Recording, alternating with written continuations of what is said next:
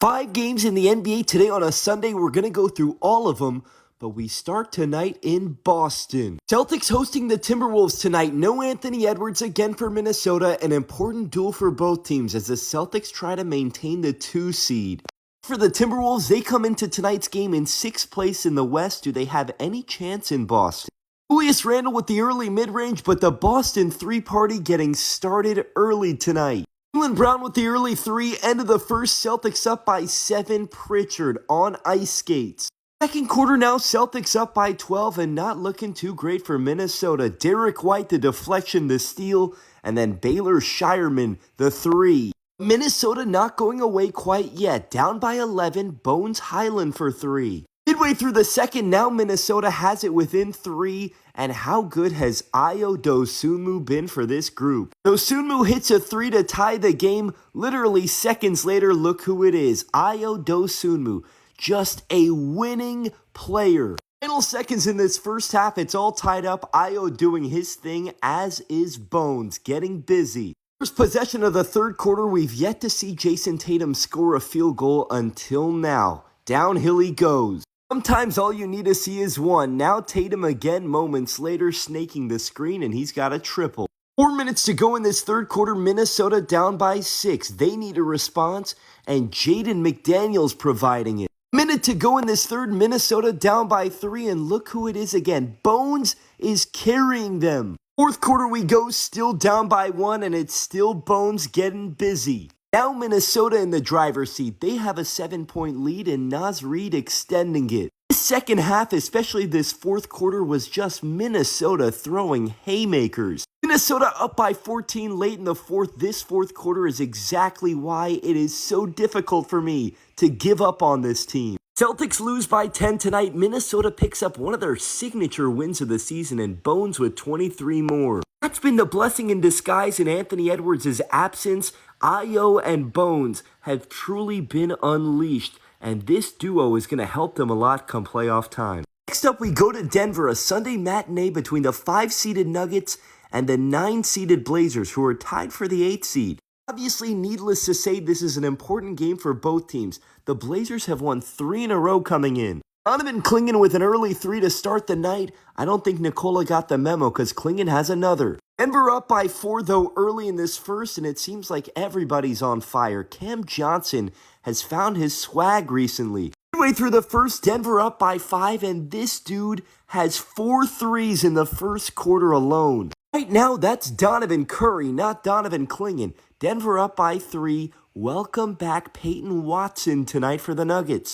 In this first quarter, boy, have the Nuggets missed him. Peyton Watson back in the lineup, all tied at 40. High scoring first, there's Watson again. 3 minutes to go in the first half, now Nuggets up by 5. Nikola right to the rim around Clingan. Into the first half, Portland still within 5, giving Denver a good battle tonight. Denny right to the rim for 2. Third quarter we go, Nuggets up by 6. Nikola telling Donovan, I can do that too, big fella. Nuggets up 11 now, and I really think this is the most confident I've seen Cam Johnson as a Nugget. Denver dominating this third quarter. They're up 14 now. Nikola to Christian Brown.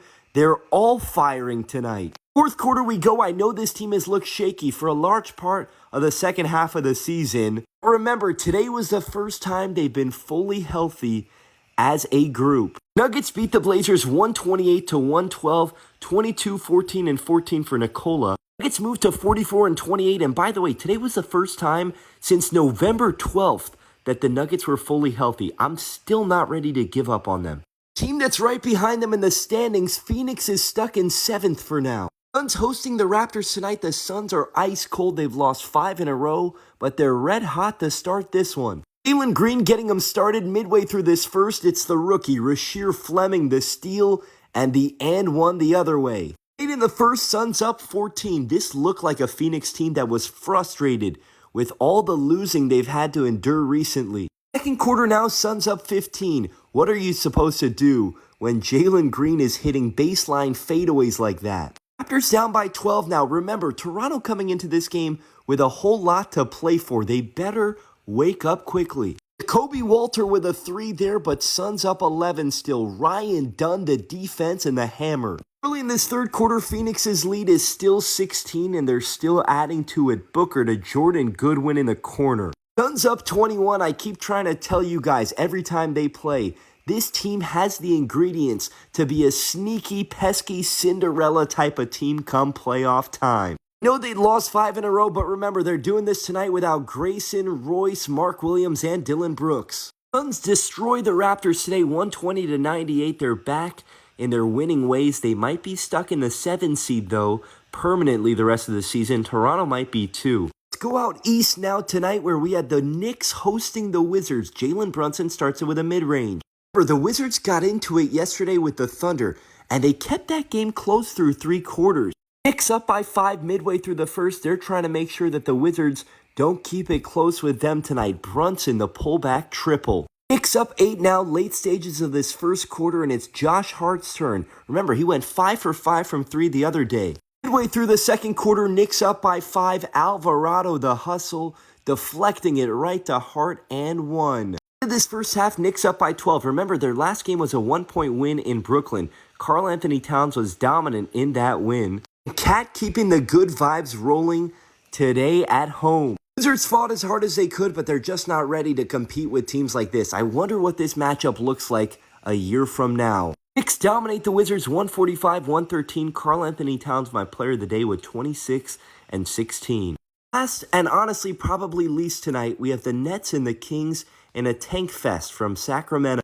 The Kings season has been a sea of darkness, but Maxime Reynaud has not been. Through this first, Kings up by 2. DeMar to the big fella, the rookie, with a push shot. Second quarter we go now, Nets up by 1, and their rookie looking to make a statement tonight. Ben Saraf inside. Kings though rallying midway through the third. They might be winning too many games recently for their fans' likings. Fourth quarter we go, Kings up by 3. I want you to check out this pass right here from Maxime Reynaud. Nothing else comes from this season. I really think the Kings have found their starting center for the future. They know the lefty floater, and then Malik Monk with his college coach John Calipari in the building today. By the way, after Monk makes his shot, I want you to look at this Kings crowd tonight. Look at the crowd in this arena. This season has been a disaster for Sacramento. Any other team in America would have an empty stadium, but not the Sacramento Kings. Malik Monk with 32 and 6. This is the dude right here. Maxime Reynaud, 22 and 10. And yeah, why is nobody talking about him? Maybe I should talk about him tomorrow. A couple other newsworthy things today. OKC star J-Dub is coming back tomorrow as they go to Philly. That is going to be huge for them. Also tomorrow night, the NBA announced that they've rescinded Luka Doncic's 16th technical, so he's going to be able to play. Just mentioned 2 of the games. There's going to be 10 of them tomorrow. Lakers and Pistons, of course. Probably the game of the day, even without Cade Cunningham. Very interested to see how J-Dub looks. Spurs and Heat should be a good one. The Hawks look to keep it rolling against the Grizzlies. Rockets and Raptors really can't afford losses in their games. Same can be said tomorrow night about the Warriors in Dallas, the Blazers at home against the Nets, and the Clippers against the Bucks.